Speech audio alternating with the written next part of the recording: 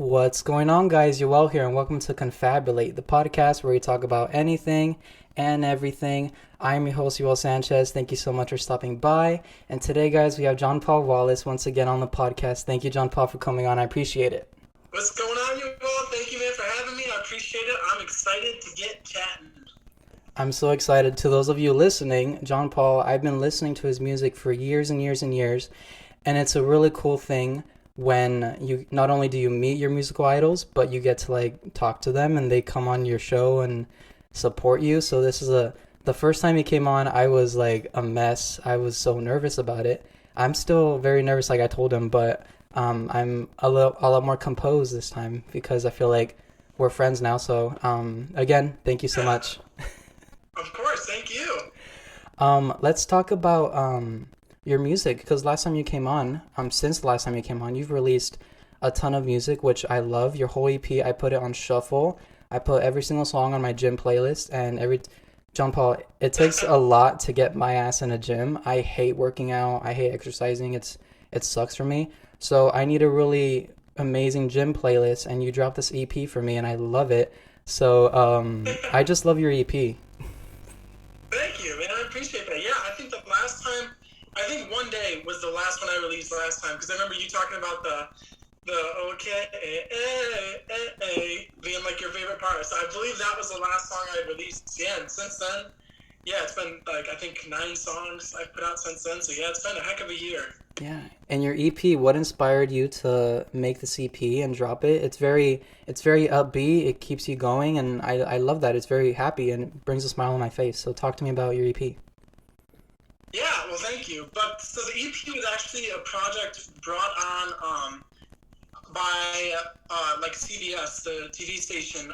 Like a CBS, there was like this label partnership between CBS, ITV, BMG, and then this label called At the Studios. So they kind of put this thing together, and we wrote it for them, for them to use in their like TV, in their television network for different shows and stuff like that. So they were looking for a certain style of music to add to their kind of their catalog. So different artists submitted to it. My sister and myself both submitted to it. We both actually got it. So that's what we had written a song to. It's kind of a vague but kind of specific like blueprint. They wanted to be really upbeat, really like energetic, and stuff like that. So for me, it was a huge challenge because, like, as you know, up until that point, like everything I'd written was pretty slow and like melodic, and it was really like feeling and emotion driven, and I hadn't really dabbled in like upbeat and just like fun music before. And well, I shouldn't say I haven't successfully gone into like fun and energetic music. So that EP, we literally, like, after we got like the go ahead for it, we had like 2 months to do it, like from scratch, from nothing to 5 finished songs. So it's kind of like, I better figure out how to write like upbeat music now. Yeah. So we really just buckled down in the studio, and I probably wrote like 15 or 20 songs for that project, and we narrowed it down to the 5 that we ended up using. But it was just a lot of fun. Like, I mean, I wanted each song to be a little bit different. But that really helped me develop like what is now kind of my signature thing, which is, I think, is like background vocal arrangements. Like, I think that's something I'm really naturally strong at, and it's something I love doing. And so that's something, like, when you listen to like Underlying Feelings, really all the songs have a little bit, but like Underlying Feelings and Speechless off the EP the most have like insane amounts of background vocal stacks on those, like all throughout the song. And so doing that EP really helped me like hone in on like, okay, this is like kind of, no matter what I do from here on out, it's going to have this kind of present in it, wherever I can fit it. Yeah. But it was honestly a lot of fun, and performing the music has been a blast because it's like way more fun than performing the slow stuff. Yeah.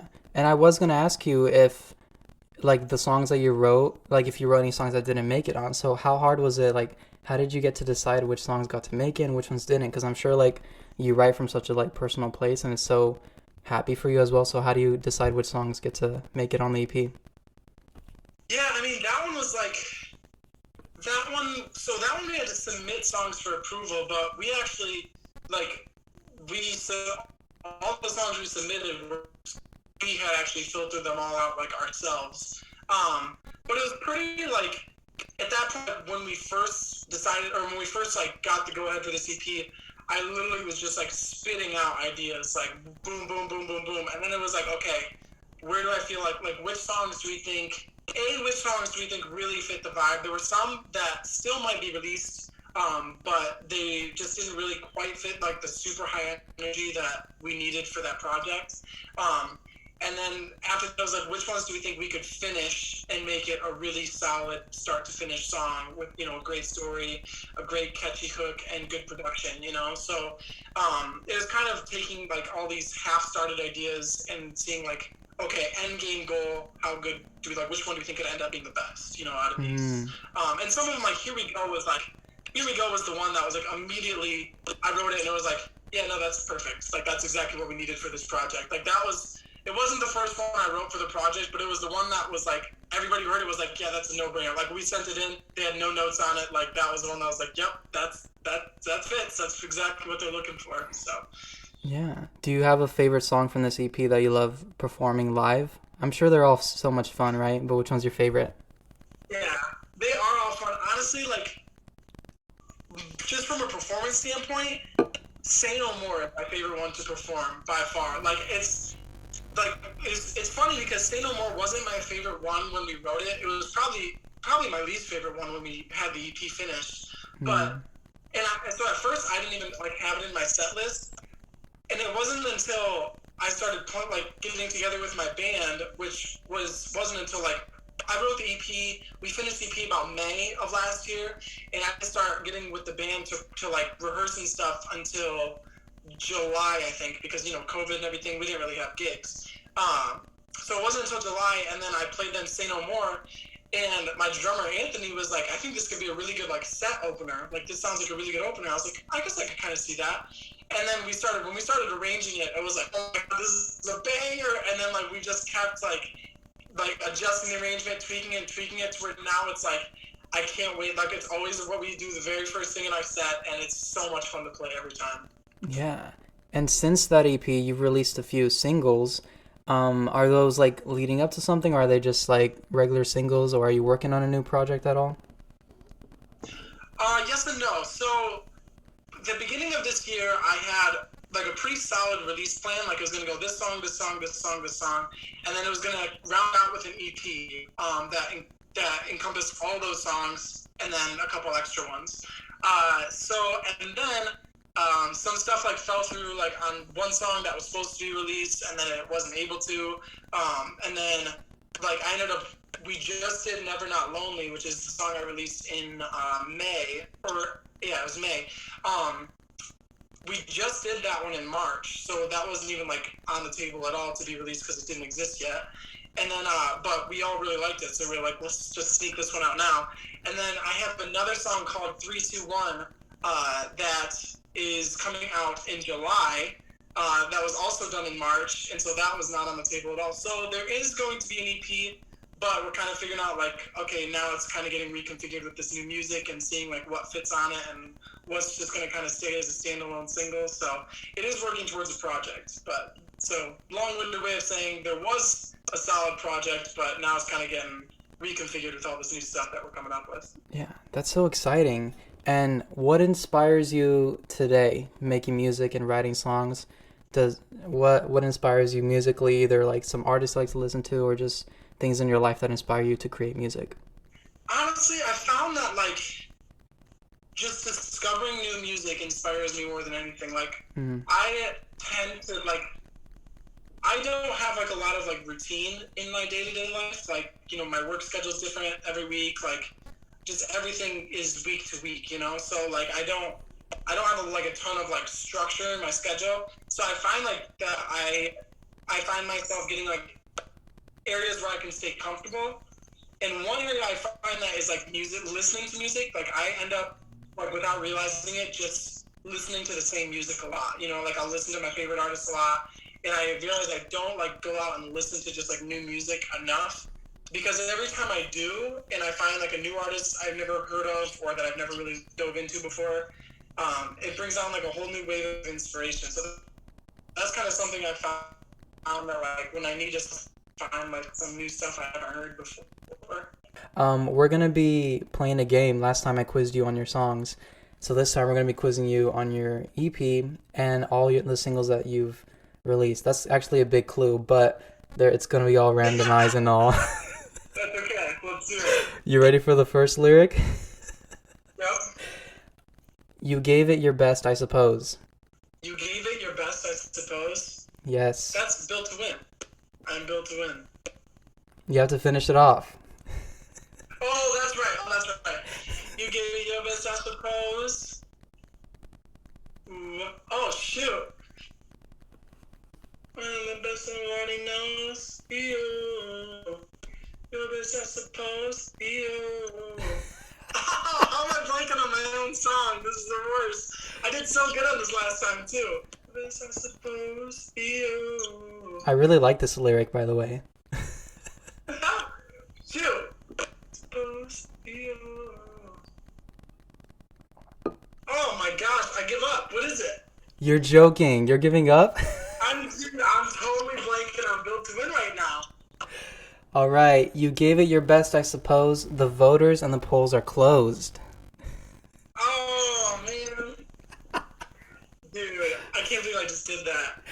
We're off to a great start. I know, right? 0 for 1. All right, hit me with the next one. Let's do it. Baby, you're smooth. Oh, I know this one. Baby, you're smooth.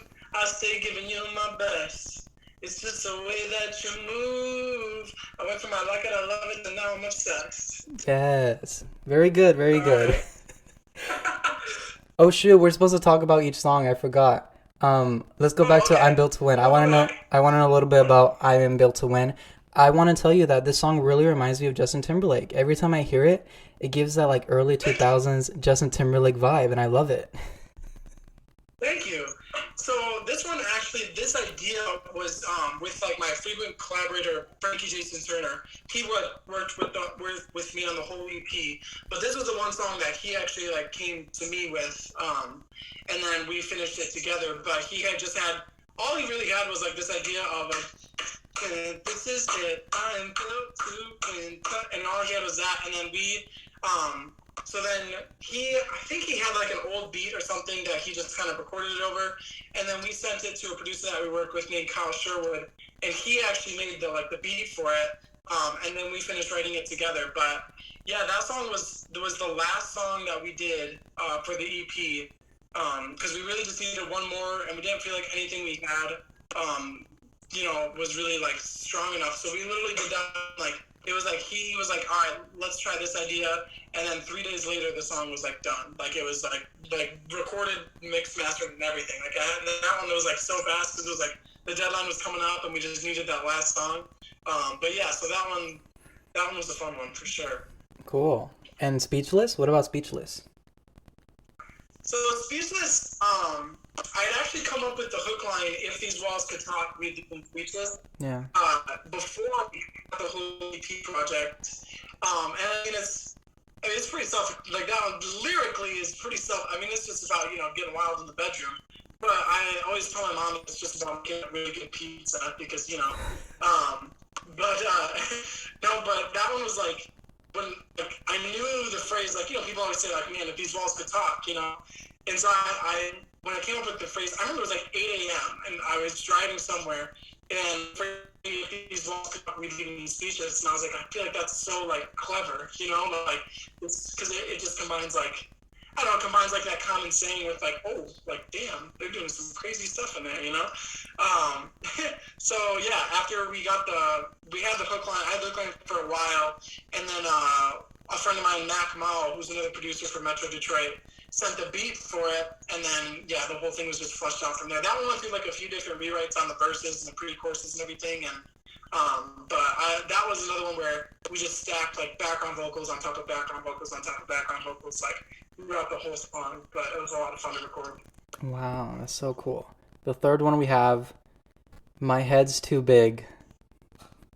My head's too big and I don't care if I show it. I run this, and I hope everyone. The original original lyric to that was, "I run this shit," but we couldn't swear in we couldn't swear for like the EP because it was for kids. So I had to say like, "I run this and not everyone knows it."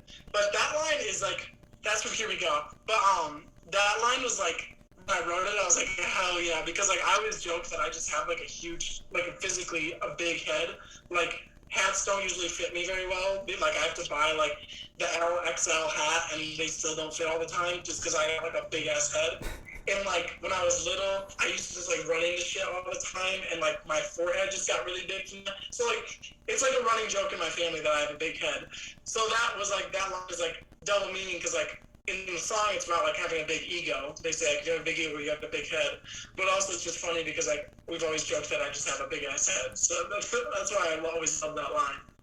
I mean, I relate to this lyric too, because I've had the largest head in the world since I was a kid.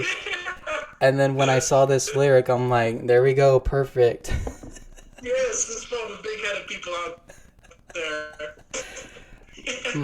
My fourth lyric is, I think you want me.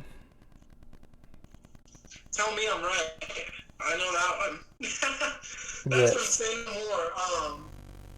That one was like, it's funny, that song actually started with, the original lyric was "say less," because a lot of people say like, oh, say less, you know what I mean? That's like kind of like I don't want to say a trendy phrase, but that's like, that song was like, oh, it'd be cool to have like a song like "say less," you know what I mean? Like just, so the song kind of has a lot of layers. It's honestly, like, when you boil it down, it's just about like verbal consent. It's literally like, I'm not gonna do nothing. I'm not making any moves until you give me that green light. And then once you give me the green light, like I'll take it from there. You know what I mean? But it's just about like, that like, I don't want to say like ambiguity, but like that not knowing the balance between like wanting to make a move, but like not wanting to be too pushy for somebody you're just getting involved with, in the beginning. So like you're just wanting that like reassurance to like, okay, you want this too, so I can like, work my magic and do all my moves, you know what I mean? So that's really what that song's about. But yeah, that one came up with the hook first, or I came up with the hook first. The day that we got the EP, like Frankie's the one who's working on it, that's called us and was like, hey, like, we got this EP, here's the vibe. And literally got off the phone with them, and I was driving, and I wrote like this: say you want me and I'm all yours, say you want me and I'm for sure, say you want me, say you want me and say no more, like in the car. And then got in the studio that night and kind of like started messing with it. And then, yeah, that was the one, outside of Here We Go, that's the one I have the most like production credits in. I did like almost all the production on that one. Wow, that's so cool. Thanks. That's so cool to hear about. Wow, and to hear the story about that song, and then wow. You're so freaking talented, dude. Thank you. All right, number 5. You do something to my mind. Into my mind, you don't even have to try. I don't wait for you. I gravitate to you. That's Underlying Feelings. Yes. That one, Underlying Feelings actually was released previously on the album called Clarity that I released like in 2018, but it was with completely different production. It was kind of something we felt like in the moment when we released it, I was like a very different musician, obviously. Like I was nowhere near to like the comfort level I am now with like writing and producing and arranging things. And at the time I felt like it's a strong song, but looking back, we're like, man, like I feel like the production and arrangement of that song like didn't do the song justice. Like I feel like we could do better. So we, when this whole EP project came up, I had kind of revisited the song on my own previously, but when the EP came up, we're like, okay, we should really revisit that one because like we need songs. That's like a good song and something we want to do. So we sent the song to Kyle Sherwood, producer, the same producer who did I Am Built to Win. And he like totally ripped out the action that was there, like made this awesome like beach vibe track for it that it ended up being so cool that we just fell in love with it. Yeah, cool. Underlying Feelings. So that was the whole EP. You only got the first one wrong, but you've done pretty good so far. 4 for 5, not bad. All right, next up we have I'm Drunk Alone. Forget the club. A shallow conversation just isn't enough. I want to tell you, I love Heartbeat because I love as soon as you start, we get drunk, so good. and then the chorus hits, and then I wanted to ask you, is this like from personal experience? Like, I'm drunk alone, forget the club. Were you drunk alone? So I have not been drunk alone, but this song did. So this song is actually kind of a funny story. So this song, I broke up. I ended a really long, serious relationship in like the beginning of October of like 2020. And I had a trip to Nashville to work with my friend Matt Drew and then Frankie Jason Turner as well at like the end of October that same month. And my whole thing was like, I do not want to write breakup music immediately after going through a breakup. I feel like that's so cheesy. Like everybody writes, you know what I mean? Like it's like, everybody just writes breakup songs right after they go through a breakup. I'm not going to do that. But I did find myself feeling like really anxious like throughout that whole time period, just like very, very like, like very heavy the whole time. And so Heartbeat, I actually originally wrote, the original chorus lyric was holding on to the rhythm of my heartbeat, going through the motions while I can barely breathe. And it was about feeling like trying to like center yourself, just in feeling like you're just like on autopilot this whole time and just like feeling anxious inside and all this stuff. And I took that chorus idea and then that little like melodic hook thing that comes after the drop. I took that down to Nashville and I played that idea for Matt and Frankie. And they were like, that's really cool. Like, that's dope. Let's start working on it. We started getting into it. And I was like explaining the meaning. And they're like, oh, I thought it was a breakup song. Like, this sounds like a breakup song. And I was like, oh, I guess we could make it a breakup song. And they're like, I feel like it makes a lot more sense, like, doing it that way. I was like, all right, that's fine. And then, but I just told Matt that, like, I was just going through a breakup because we were kind of catching up, and talking about, what's going on in our lives. And I distinctly remember he's like, I think it makes more sense as a breakup song. And then he, like, looked at me as if, like, because he knew I just went through a breakup. I was like, well, shit, I guess we're writing a breakup song now. And so then, so then we just busted out the whole song from there. And Matt had actually come up with, like, the We Got Drunk, we'd say, forget the club line. And then when we got to the second verse, he was like, it'd be cool, like, if that just switched to I'm drunk alone and kind of keep the same, like, the same format. So, but yeah, that's actually the story behind the writing of Heartbeat. So I was going through a breakup when that happened. But yeah. Yeah, I love Heartbeat. It's one of my favorite songs of yours. I love it a lot. Thank you. Next up we have And the Good Nights. Turn to the good old days. Yeah. And the good nights. Turn to the good old days. Yeah, that's Party Friends. This reminds me of my friends. It reminds me of like high school with my friends, and I'm like, dang, this song is so good too, and the music video is really fun to watch as well. Thank you, I appreciate that. The music video is fun to make. Talk to me about Party Friends, how you came up with that song. So Party Friends is actually, out of all these songs, outside of maybe Underlying Feelings, Party Friends is the oldest song. Like this was like a COVID song. Like I was working on over quarantine, like in like mid 2020. But this song actually was brought to me by another writer through like the management team I work with. I was introduced to this guy, Mike Corona, who was the producer and one of the writers on the song, and then Will Parker was another writer on the song. And they sent me like the chorus of the song, and we just kind of worked together remotely at the time and finishing it out. But it's really just like this song, like obviously it was during COVID, so I was like feeling it extra, missing all my friends because like we couldn't see each other, so we were hanging out over Zoom and stuff like that, which was not as fun. But it's really just about as you grow up and it's harder and harder to hang out with your friends as much and keep in touch with everybody, and everybody gets busier, and it just kind of it's that bittersweet, like, man, like I still love all you guys, and wish we could all hang out, and just kind of reminiscing. Yeah, and that lyric right there really resonates with me. And the good nights turn to the good old days, because you have those good nights, and then you remember them later in the future, and you're like, oh my god, the good old days. Kind of like that the Macklemore and Kesha song, Good Old Days. Have you heard that song? No, yeah, I love that song. Yeah, I have. Yeah, I love that song. No, yeah, and that's like when me and my friends get together. Like nowadays, we usually we all get together probably 1 to 2 or 3 times a year. And it's a lot of times it's just like, remember we did this, remember this, and it's just reminiscing about those times. Yeah, and the next song we have here is I need to get out of my mind.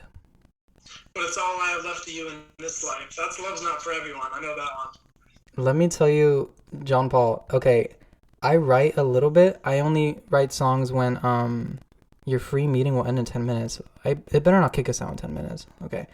I write a little bit when I need to be really inspired to write. It's like I can't just like sit down, oh, I'm gonna write a song. I really need to, like, the inspiration has to come through me. And a few years ago, when I was like 19 or something, I've never really like dated. I've tried here and there, and I wrote in my notebook, I put, maybe love is not for me. And I didn't really get anywhere with it, but I'm like, oh, maybe love is not for me. And then hearing it was like a virtual live event. You were performing some songs, and to hear the song wasn't even out yet, but you were singing maybe love's not for everyone. And I'm like, whoa, I cannot wait for this to come out. And every lyric, I love every lyric. This is my favorite song of yours that you've ever put out. I think your vocal delivery, I don't think you've like delivered like vocals like this, and I know it's very personal and deep for you, which is why you don't perform it that often. But I just want to say, arguably your best song, and I love the song so much. Thank you very much. And honestly, like, Love's Not For Everyone is, out of everything I've ever put out, Love's Not For Everyone is my favorite out of all of them. That was like the one thing, like, it was weird because, like, I actually wrote Love's Not For Everyone in the middle of writing the EP. So, like, everything I was working on around it was, like, super upbeat, energetic, happy, fun. I was actually in a really good headspace, like, that whole time. Like, I was really happy, like, probably among the happiest I've ever been, like, during that time period. Up until now, like, I'm happy, still happy now. But, like, that was just, like, it was a really good period. But I was just, like, sick of writing all this, like, upbeat, happy stuff. I was like, man, I just need a day to, like, to just write some sad stuff, get back to my sad boy vibes. And so, yeah, and Love's Not For Everyone was like, I knew the minute I wrote it, I was like, man, like, I'm on a crazy deadline for that EP. I was like, I'm not going to tell anybody about this yet because I know they're going to get mad that I wasn't working on the EP. But I feel like we've really got something special here. Like, I knew from the minute I wrote it, I was like, yeah, that was one where it was like, when the song was, like, when I wrote it, that was it. Never, like, no lyrics got changed. It was like, that was it. It was done. And, yeah, that's probably my proudest creation. Yeah, it's such an amazing song. And, yeah, and you don't perform it that much often, right? I feel like if you performed it, like, all the time, every night, it would lose that emotion and that connection that you have with it, right? Yeah, absolutely. That's one where, like, I don't want to perform it if I can't really zone into it. You know what I mean? Like, if I really can't just lose myself in that song, I don't want to perform it. And also, like, this is not for every setting. Like, it's not going to be appreciated in, like, a crowded bar after we're playing Here We Go and Say No More and that stuff. You know what I mean? Like, it's just not always it's not always the vibe that people want to hear either. So I usually will save it to where I know, like, the setting is right and it's going to get, like, the appreciation that I think it deserves, from the audience. Yeah, of course. I love that song. It'll forever be my favorite of yours, so thank you for writing it. Yes, of course. Thank you for the love on it. The last one we have here is Too Much Time in My Head. Too much time in my head, higher than the ceiling till I see you working. Yeah. Hanging on the feeling. That's Never Not Lonely. I know that one. No, that Never Not Lonely actually was written by, mostly by Frankie Jason Turner, the guy I talk about a lot. We work on, like, everything together. Sometimes I write it and he just kind of helps me out, like, with a few different lines, and sometimes he brings it to me and we kind of tweak it, to fit my style more. But that was one where he pretty much had the bulk of the writing on that one. But as soon as I heard it, I was like, man, like, this is totally a JonPaul song. Like, this feels so good. So we went down, that's when I went down to Nashville in March, and with Matt Giroux, who was the guy who also worked on Heartbeat, he wrote that with Frankie, and yeah, we cut all the vocals and everything that day, and it was out, like, the next month. Like, that one was, like, a super quick turnaround, just because we all really liked the way that one sounded. Yeah, and this isn't your most recent single. It's Party Friends, right? Correct. Yeah, okay. I thought it was your most recent single. All right. Next up for you, I'm going to ask you some questions that I would love to know more about you. The first one is, what is your favorite color, JonPaul? Orange. Orange? Yeah. No one ever says orange. Mine is yellow. Really? That's hype. Yeah, I don't know what. Ever since I was a kid, I've just loved the color orange. I don't really know why. Like, like, I never buy orange things. Like, I never really buy, like, orange clothes a lot or anything like that. I just love orange. Like, I just see orange stuff. I'm like, oh, it's fun. Yeah. And I also love orange, like, flavored things, like orange pop, orange candy. Like, everything I don't know, I just love orange stuff. Yeah. I've always loved yellow. It's so bright and happy. I can't, obviously, I can't really wear yellow a lot. I have some yellow shirts, but it's like not everyone wears yellow, so I'm kind of in the same boat with you. Tough color, yeah. Yeah. What is your favorite animal? My favorite animal is probably a giraffe or a penguin. I just think they're funny animals. Yeah, mine is a whale and a hippo. Nice, you're the big animals. I got the big animals. I think they're so freaking interesting because growing up, I'd be like, what the hell? These whales are in the ocean. That's so weird. And then the hippos are some weird ass freaking animals. So it's like. Yeah, they are. So those are my two. What is your favorite movie? My favorite movie? That's a hard one. I'm sorry. That is a hard one. I might have to list off a few because I don't know if I could just like a go-to favorite. I think Forrest Gump is up there. Love that one. I think Step Brothers is up there. Superbad is up there. Benchwarmers is another one.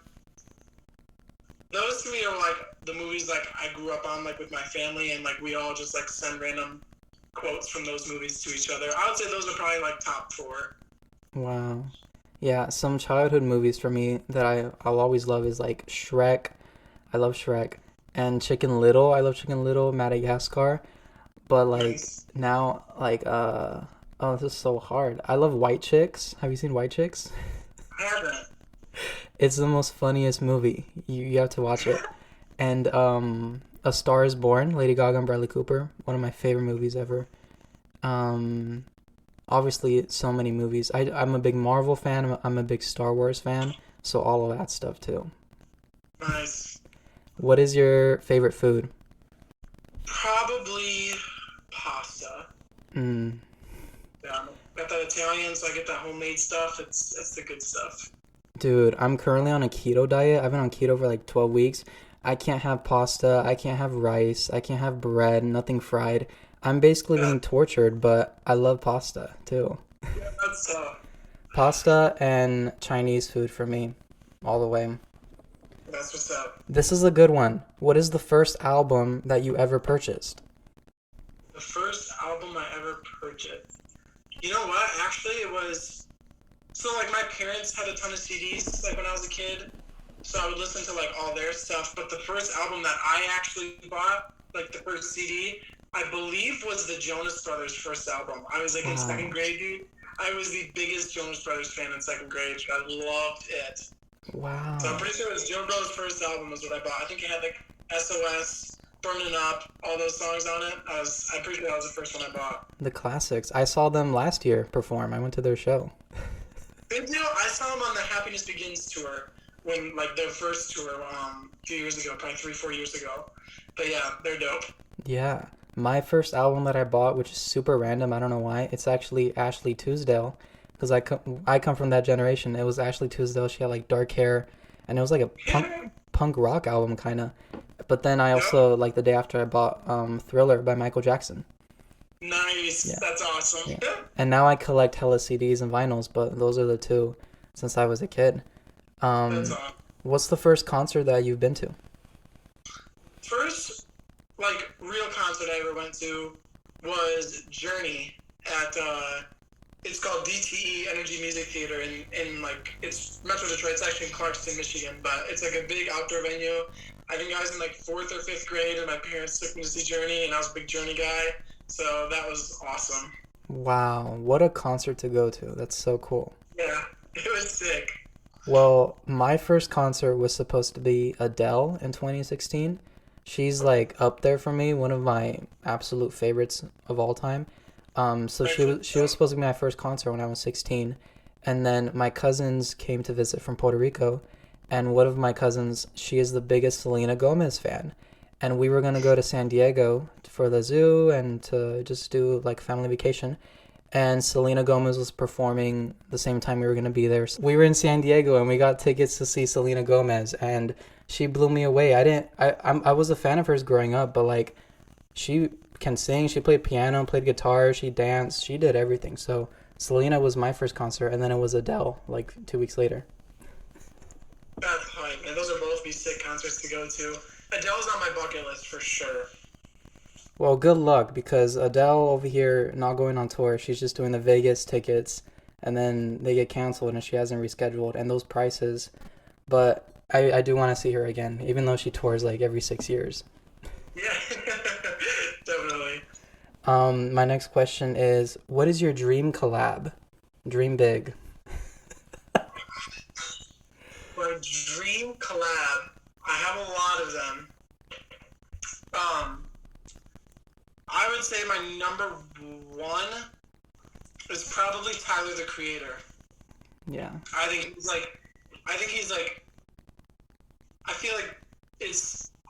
I don't want to say he's underrated because I feel like he's had like a ton of commercial success, but I feel like he's one of probably the greatest minds in the music industry, and I feel like I don't know if he gets like all the credit he deserves, but like he's like one where I feel like I see like a lot of the artists that are like out, and I feel like okay, like I feel like I can write with like on their level or close to their level. I feel like I could sing and perform like close to their level, and then there's like the next caliber of like what I think is just creative genius and like hustle and talent, and he's on the next level where I'm just like, holy crap. Like, he's like one of those people that like the more you learn about, the more it just discourages you because I'm like, damn, dude, I don't know if I'll ever be that good at anything. Like he's just like insane, unreal. Dude, yeah. When I think of him, I think of like a true artist. Like when I think of an artist, like I think of him. Like Yeah. true musician. He's insane. Like wow. Mine, did I answer it? My dream collab. Oh God. Um I have a lot. I have a lot of musical influences, but I feel like since day one, I've just been obsessed with Ed Sheeran ever since I was like 10 or 11, hearing his songs, and I would like dream of just writing with him or singing with him. So probably Ed Sheeran. That'll be mine. Yeah, he's dope, dude. I'm a big fan of his. Yeah. Next up we have if you can hang out with anyone who has passed away. This could be musically or anyone who's passed away that really inspired you that you'd want to hang out with. I'd probably say Prince.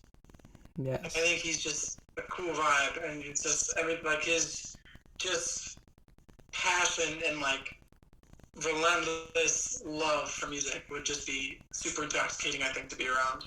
Yeah. Mine is I think it's gonna be Amy Winehouse. I feel like everyone knows who she is, but I feel like her music is just insane and the tone of her voice. I also grew up listening to her and I'm just like, wow, like I probably want to hang out with her. She also seems really cool, like a good time. Yeah. So she's cool. What is your favorite lyric of all time? Of anybody's songs? Yes. Man, that's a tough one. Yeah. My favorite lyric of all time? I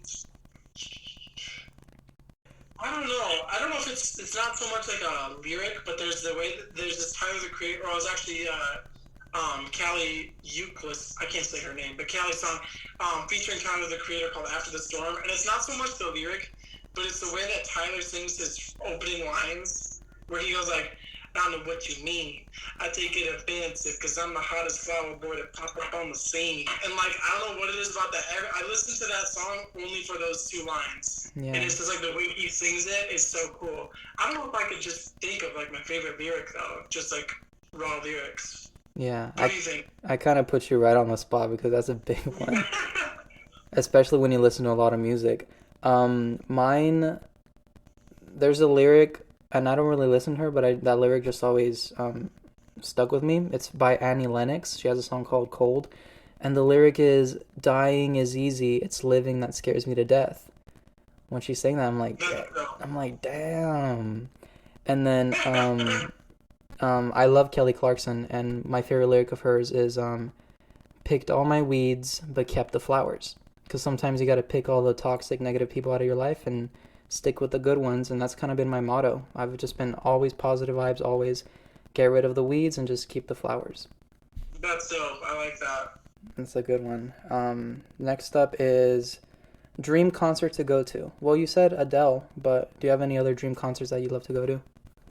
I mean, dream concert that's not like realistic is Michael Jackson. Like that is one like a live Michael Jackson. I would have loved to go see. Mm. Same with Prince. But now I would say my dream concert is the Silk Sonic Vegas Dude. residence. I was just in Vegas and I saw the billboards and everything, and I looked online. There weren't any, they weren't performing when I was there, and I'm like, oh my God. But Bruno, he's I've always wanted to see him, and then I love Anderson .Paak too, so that'd Yeah, be a great show. yeah, I would love to see them live in their residency. That'd be so cool. Yeah.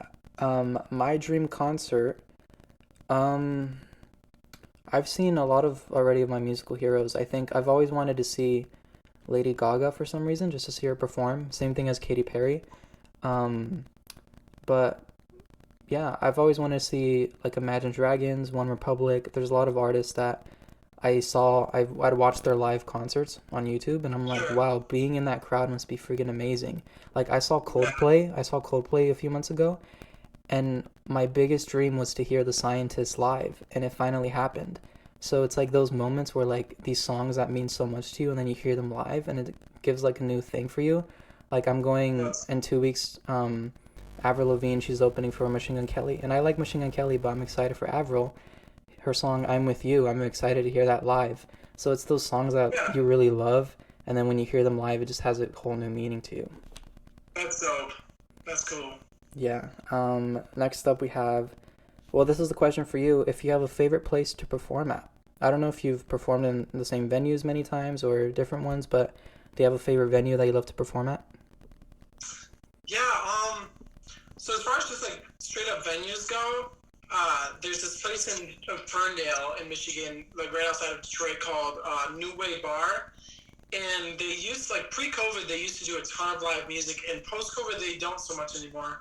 But we've played there twice since things started to open back up. And we played with my friends, the Fruits, who's another band around Detroit, and then another band, Wally Dogger. We kind of do like this three-band lineup whenever we play there, and it's usually like Wally Dogger and then the Fruits and then us. And like every time we play there, it's packed and like everybody's loving it. The energy's insane. Like that is one where it's like going into that show, I know I'm about to have like one of the best nights of my life every time. Like it's amazing. But other like I wouldn't say like venues per se, but like we played at Motor City Pride 3 weeks ago now. Time is flying by, but Mm-hmm. yeah, it's about 3 weeks ago now. And that was another one where it was just like like we have a hard time finding like where our audience, like my target market audience is around Michigan, to like from as far as live music goes. Just to get like that young, like whatever 16 to 25 ish, whatever, like pop music crowd. And like New Way and Pride, I would say were the two places where I really felt like was all of our target audience in one place. And like the response was awesome both times. So those were like two of my favorite places that we've played. That's super cool. And do you have a dream venue that you would love to perform at one day? Yeah, I would say vaguely like the bigger the better. Like I want to do like Little Caesars Arena, which is like the big arena in Detroit, Madison Square Garden. Um, but Wembley would be sick. But like as far as a specific venue, Red Rocks in Colorado would be like dope. I've never even gone to a concert there, but I've seen the pictures and the videos, and I want to go to a concert. But I really would love to play there. That would be like an awesome, awesome thing. Yeah. For me too, I think I have like Levi Stadium close to me and SAP Center, which is like San Jose area. Um, Okay. like it's different because like the venue's closer to you. It's kind of like while you're performing home, and it'll be like Yeah. a cool moment. But I love Radio City Music Hall in New York also, and I love the Royal Albert Hall in London. And then there's also these festivals that always look so cool, like Glastonbury and Coachella, and Yeah. what was the other one? Lollapalooza, that one. There's Yeah. all these cool ones, so you dream big. Dream place to travel to, a dream venue to perform at. Okay, now we have a food one. We have pancakes, waffles, or French toast. Waffles. Waffles, you're a waffle guy. Mm-hmm. Do you do like the Eggo waffles, or do you like the homemade that you flip around? I like the homemade for sure. I'm more. Well, I can't have any of them, but French toast. I like French toast. I like the process of making it, but you can't go wrong. They're all really good. Would you rather go to the pool, to the beach, or to the lake? To the lake, for sure, without a doubt. Michigan is covered with lakes. Like, there's the Really? Great Lakes, obviously, and then there's just inland lakes all over the place. So we've always had a boat since I was little, and we take it to all these different lakes and tubing, water skiing, wakeboarding, all that stuff. I love it. Oh, that's cool. Do you go camping there too, or no? A lot of places to go camping. I am not a camper myself. I'm definitely like a go out for the day and end up back in a bed kind of guy. But there's definitely a lot of cool places to camp in Michigan for sure. Oh, cool. For me, well, I'm from Puerto Rico, so I'm very used to the beach. I love the beach and the sand and stuff, but I love the lake. It's just we don't have a boat, and I don't know anyone that has a boat. But I remember being a kid going to the lake and having so much fun. And I remember the adults day drinking, getting drunk, and then the kids, they're just that's cool. And then the pool, I mean, the pool's fine and whatnot, but I don't know. Okay, next question for you is Rihanna or Beyonce? You put me in a tough spot. I love them both.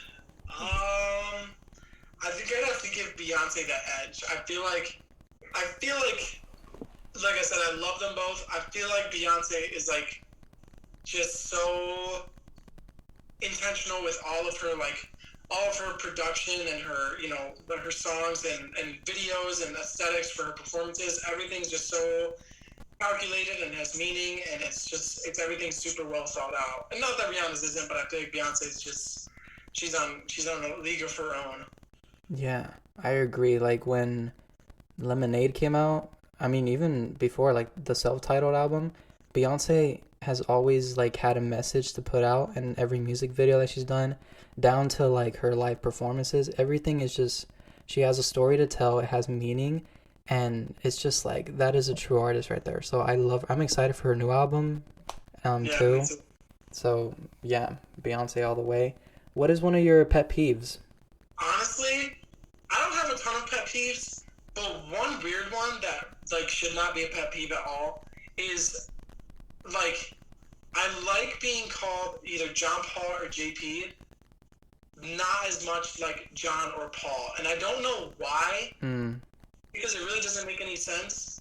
But like that's always one thing that like, because it's 7, like I probably get called John more than I get called like JonPaul or JP, but I don't know why. That's like one thing that's one of my pet peeves. And then like when people drive slow in the fast lane, I would say is just like, especially like on a day where I just can't handle it. I'm like, dude, just go faster. Yeah. Well, I have a similar thing with my name because people love to call me Joel, and my name is not freaking Joel. There's no J. It's Yoel. Yeah, right. So then they're like, "Hey, Joel, how are you doing?" I'm like, "Ugh, that sounds weird. I'm cringing." So that would be one of my pet peeves when they call me Joel. Another pet peeve, oh God, there's a lot of them, but not that I hate compliments because like I'm okay with them, but I'm just not a compliment kind of person. I mean, it's hard to explain. I know it sounds bad, like it sounds weird, but when people compliment me, I'm just kind of just like sitting there. I'm like, because I like to just do my own, even like with YouTube or this podcast, like I'm here with you, I'm very present, and then I put it out. But once I put it out, it's no longer like mine, it's for everyone else. So when people try to compliment me, like I appreciate it, I really do, but it's more of a me thing. I don't know. Yeah, I know what you mean. You kind of like feel a little bit uncomfortable with like compliments and like accepting them and stuff, and yeah, I feel that. Yeah. Let me see. I have 2 more. What is your favorite sport? Probably baseball. Oh, I played baseball when I was younger, and I love watching baseball, playing baseball, everything. Yeah. I don't watch a lot of sports, but I love going in person. I think baseball games, the energy is so much fun. Even football and Yeah, basketball. I go to the San Francisco Giants game all the time.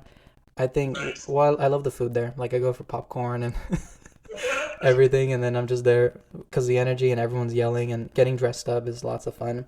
But Yeah. I grew up playing tennis. I started playing tennis when I was 10, and so I won a tennis tournament. I've been playing tennis for a long time. I've stopped ever since I graduated high school, but that's probably my favorite sport, which is very not very that common. A lot of people don't play tennis. Yeah, that's cool. Hamburgers or pizza? I gotta say pizza. I work at a pizzeria, so I basically survive off of pizza. So, Oh, that's your family's business, a pizzeria? yep, yep. Wow, that is so cool. Thanks. Yeah, it's a dangerous game when you gotta be fit for music, and then you just eat. You're surrounded by delicious pizza all day. It's tough. And you do everything. You make the pizzas and you serve. Are you a server too? Yeah, we are mostly takeout, so it's mostly making Oh, it and all that stuff. But yeah, I'm one of the managers, so I do all the stuff. oh, that's hella cool. I always wanted to work in the food industry. Everyone tells me like you're freaking crazy. Like why? But I'm like, I don't know. It sounds cool. It's got its pros and cons for sure. I definitely don't mind it. It's a fun it's a really fun work environment, so it's cool. I mean, I work for my family's business too. My dad owns a plumbing business. I'm not a plumber. I don't do plumbing at all. I work in the office doing Nice. payroll and stuff and the hours and so I'm more in the office so I get to sit in front of a computer all the time and then I'm kind of like you and then I get home and I want to do like artistic stuff and I want to, you know, do all the Yeah. fun stuff. The last question that I ask all of my guests is and I actually know this answer because you've told me, but what is your favorite Kelly Clarkson song? Probably because of you. I think that Yeah. one's such a banger. I know it's like her biggest song, but that one's like it's just like that's one of those ones that just randomly comes in my head at different times, and I just start singing it like at work or something. But I love that song. Yeah. Have you seen the music video to that song? I don't think so. Oh God, you're gonna be left in tears, John Paul. Oh, Be- dude, I'm ready. because it's like her as a little kid, and then well, I'm spoiling it for you. I don't know why, but she's a little kid, and then her parents are arguing, and then you go back to the future, and then she has a kid, but then she's arguing, and it's kind of like, and then the dad leaves. Oh, hell no! It's a full on movie. It's like no, but you need to watch it. I will, yeah. I have to now. Yeah. Before we finish up, do you have a question for me? Anything in the world that you want to ask me before we finish up? I guess I'd say like I feel like last time we talked, you were saying like like about how like a big thing for this podcast was just for you to like like get yourself out there more and like step out of your comfort zone, I guess. So I guess what's the update? Like, do you feel like it's done what you wanted it to do? Do you feel like a lot more comfortable, in the setting and everything? You seem a lot more comfortable.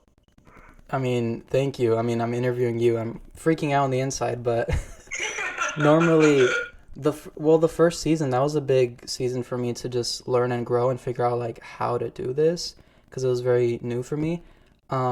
But the second season I was more into it, but now I don't really get nervous at all. I plan these questions for you because for you I didn't want to forget anything, but normally I don't plan anything at all. Everything's in my head, and I love being a host. I've always loved just listening to people. And that's been the best thing. I've had all my best friends, people from high school who I haven't seen in years. They've came on this show, and I haven't even told you this, but this whole season, wow, I haven't told you this. I completely forgot, but this whole season is dedicated to all the people who've left an impact in my life, and that's from teachers and educators who I've had on, and all my best friends and musicians like yourself. And That's dope. yeah, every season kind of has a theme. And you'll like this one, the next season, season 5. It's all about music, so I'm breaking down every single one of my favorite albums. And I already have them picked out, and I'm gonna go track by track, breaking them down, like songwriters, production, what the song means to me. It's all these albums that have left an impact in my life. So the whole season will be all my favorite albums.